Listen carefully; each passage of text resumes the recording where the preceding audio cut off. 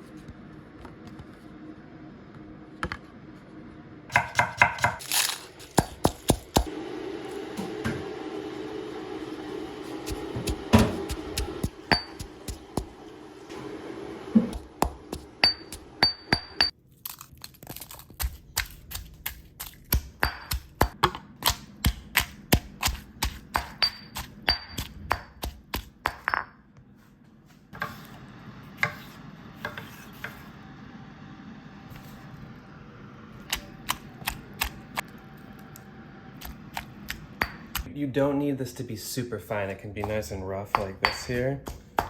Nice and rough. Just a nice rough paste, you know, something luxurious. All of the tomatoes here, he had picked from his garden. So we're gonna do an extra step here because we like luxury. Added a little bit of oil and water to these tomatoes, and we're basically going to just set them on fire really quickly. It's gonna give us another level of savoriness, and that'll get added right to the relish as we're cooking it.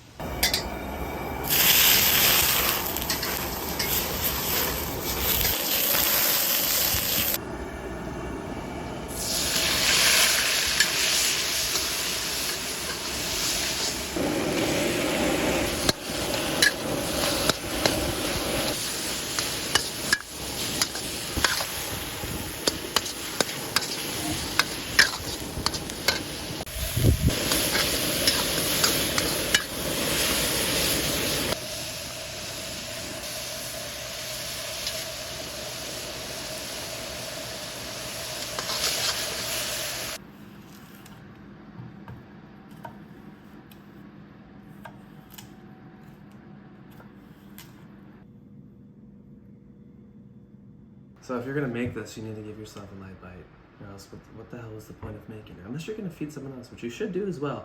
So either take a little scoop of this and kind of put it over the rice, or you can take a little scoop, put a little vegetable here.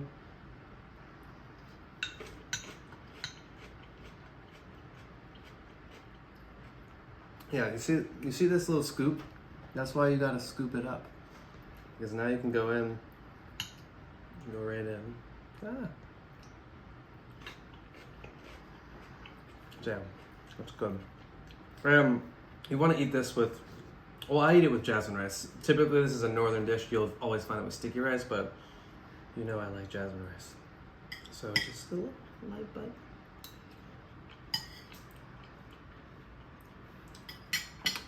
God damn. That's good.